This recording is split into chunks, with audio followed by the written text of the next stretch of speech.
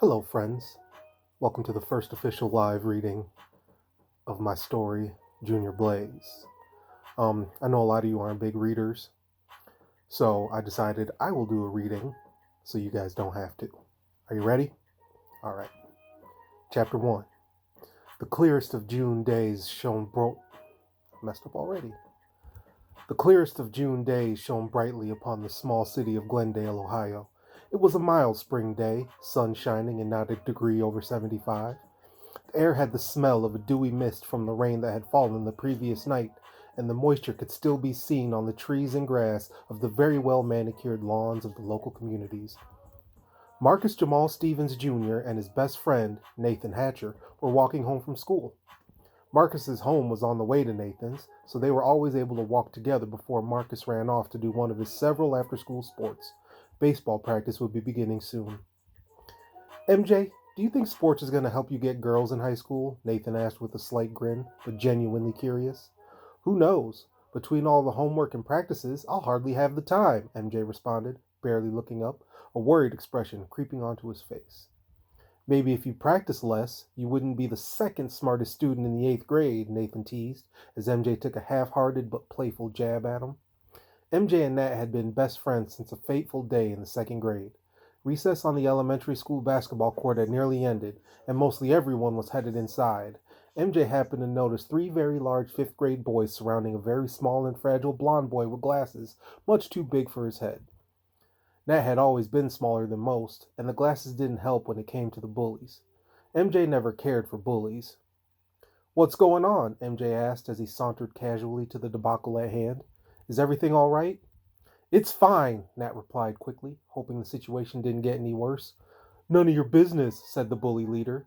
Just get out of here, from the bully's right-hand man. Grrr, from the apparent bully apprentice. Fellas, I wish I could believe you, MJ said coolly, while slowly setting his backpack down, but I really don't like bullies. Before Nat could interject or intervene, MJ had sent one bully rolling through the lawn, had another on his knees with his arm twisted behind his back, and the third in a headlock. After forcing each bully to apologize, MJ helped Nat to his feet. What did they want? Asked MJ, watching the wounded boys limp away licking their wounds. Either lunch money or just for the sport of it. I never really know, said Nat, brushing off his scuffed knees. My name is Marcus, but my friends call me MJ. I'm Nathan. Everyone calls me Nathan. Nah, how about Nat? That sounds a little tougher. Nat. I think I like it. MJ and Nat started talking and walking home every day after that. They only lived one neighborhood apart, and they became nearly inseparable. The Stevens lived in a semi-posh, cookie-cutter neighborhood. Every house had the same basic design, and every lawn had the same basic layout. Everyone seemed to pay just a little too much attention to their lawns and gardens, as they were all very colorful and neatly kept. Nat always asked Nat always asked if the lawns were fake, because they couldn't possibly be in such good condition all the time. Nat's neighborhood, while only a mile away, was an entirely different story. A mobile home community with nearly no lawns, few trees, and plenty of drama.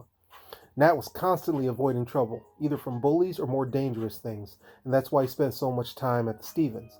Plus, he also had a massive crush on MJ's mom. The boys strolled up to 711 Partridge Lane, the Stevens residence. Nat stopped short of the front door like he normally did. While he had a huge crush on MJ's mom, he was petrified of his father. Nat called him the General because of his military background and because of the strict rules in his home. Is he home? Nat inquired, frowning. The General? He usually is at this time of day, MJ chuckled in response. Suppose I'll just mosey on home for today, then. Probably smart. Dad did say we had something to discuss after school. For a 13-year-old 8th-grade male, MJ was above average kid. Standing just under 6 feet and a few pounds shy of 200, he could be downright intimidating. That's what made him such a force in every sport he played, football, lacrosse, baseball. But for all his size and stature, he didn't hold a candle to his father. A career military man, the elder Marcus wasn't known for his friendly demeanor. At a towering 6'6" and a very solid 240 pounds, Marcus Stevens Sr. was an imposing and frightening alpha male. MJ was greeted by the sight of his father in black house shoes, a purple apron, and a navy blue work clothes underneath. Without skipping a beat, MJ asked, Is dinner ready, Mom?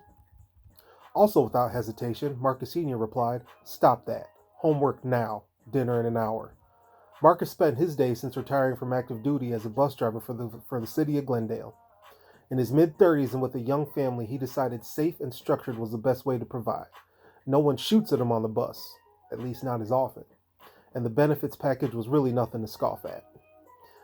At about 5:45, as MJ was finishing his study sheet for exams, Mrs. Stevens walked through the door. Wearing a scrub top and heels, she somehow managed to make nursing look like a part-time modeling gig. She set her purse down on the table, gave Marcus a kiss, grabbed a beer from the fridge, and took a seat in the recliner in the living room, the normal wind down after a long day at the office. Shortly after, Marcus gathered his family in the dining room for dinner and to discuss the events of the day. They all took their self-designated seats, said grace, and served up the delicious meal of Spanish rice, fried chicken, and steamed broccoli. Unusual maybe for some, but a traditional, ethnically diverse meal at the Stevens. Marcus, as was customary, spoke first. "How was everyone's day?" Marcus spoke in a deep and raspy baritone, eyes warm, glancing from son to wife and back again. "Great," they both answered in unison. "That's great to hear," Marcus chuckled. "Deb, why don't you go first?" Deborah Annalise Stevens had worked as a nurse for the local hospital, Glendale Mercy, for 15 years. She was tall and athletic and incredibly attractive. That's what Marcus thought immediately when he saw her from across the lunchroom 21 years ago. Deborah was a junior, sitting at her usual table full of upperclassmen and friends when this brave but foolish freshman with pimples and glasses approached. "Hey there, beautiful," Marcus said, voice cracking but full of swagger. "What's your name?" Hi," said Deborah, unsure of whether to laugh uncontrollably or die of embarrassment. "You didn't answer my question," Marcus persisted, leaning in closer. "What's your name?"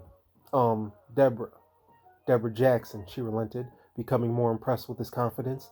"And you are?" "The name's Marcus Stevens. You need to ditch these clowns and come sit in the winner circle with me and my crew." "The winner circle?" she asked, as Marcus gestured toward the other side of the cafeteria. His friends tried to look busy, but it's obvious that they were staring. Her friends were no longer fighting back the laughter and were openly mocking them both. "Maybe you should run along before..." "Before what?" "I can hear your friends laughing. You're still talking to me, though, aren't you? Just take my number. Call me when your curiosity gets the best of you." He walked away like everything he did was completely normal and high-fived all his friends. And call she did. They dated throughout high school and continued dating when she went off to college, long distance being no factor at all. When Marcus graduated high school and decided to join the Army, the only logical decision was to get married before deployment. Marcus's father, Arthur, strongly opposed this. This caused a rift that had only recently begun to heal. Back in the Stevens dining room, Deborah was finishing up a story that was turning her family's stomachs. "And that's why we always keep 2 separate buckets for blood and vomit in the infirmary," Deborah said gleefully, while taking a generous bite of food. "Well, my day wasn't nearly as exciting as that," said MJ, sliding his still full plate away from him. "But I did start my final exams. I feel like I aced them, as usual." Show humility, son," Mark said sternly, "but I'm very proud of you." "We both are," Deborah added with a smile, placing an arm on MJ's shoulder. "Now," spoke Marcus loudly, clearing his throat, changing the subject. "I told MJ this morning that there was something we needed to discuss." Deborah nodded, as they had clearly talked about this already. MJ was certain he was in some sort of trouble, but for the life of him he couldn't think of any reason why. "MJ, you know your father and grandfather haven't been on the best of terms," Deborah said. But they've both been making a better effort since Grandma died," MJ interjected, trying to grasp the weight of the situation. Marcus looked away sharply, rubbed his forehead, and spoke again. "That was a rough time for everybody. He and I both thought it was in your best interest to bring our family closer together again. Leave the past behind us, move forward. He's been writing letters to us." "In the mail?" MJ asked, raising his eyebrows. "People still do that?" "You know your grandfather lives a little off the grid, honey," Deborah replied. "In any case, MJ, he would like you to come out to his farm and visit him this summer." "Oh, that's cool. Like over the holiday weekend?" MJ inquired. "Well, we thought." "The entire summer would be best," Deborah said cautiously. MJ was stunned. "The whole summer? What about baseball? Football tryouts? Freshman orientation?"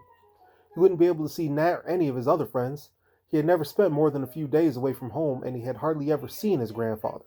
Something about this didn't feel right, and he expressed this to his parents. "You know this seems unfair, MJ," Deborah said, "but we think it's the best thing for you and Arthur right now." MJ wanted to argue, but he couldn't. He knew his parents were right, and the general had given him his ultimatum stare, meaning it was time to accept their decision. MJ cleaned up the dinner table and began getting ready for bed. He took out the trash, showered, brushed his teeth without prompting and without complaint, just so his parents knew exactly how outraged he was. MJ went to his bedroom an hour earlier than normal and immediately video called Nat to whine about his sudden change in summer plans. Nat surprised MJ by taking his parents' side. Dude, you've got a chance to get to know your Gramps. I never got to meet mine. You got to take advantage of these opportunities, Nat explained. You never know when they'll be taken from you. You're right, I know it. I still feel awful about never seeing my grandmother before she passed. I just wish I could have been a part of the decision. Yeah, bro, it kinda sucks. But look at the bright side. What's the bright side? I'll let you know when I figure that out.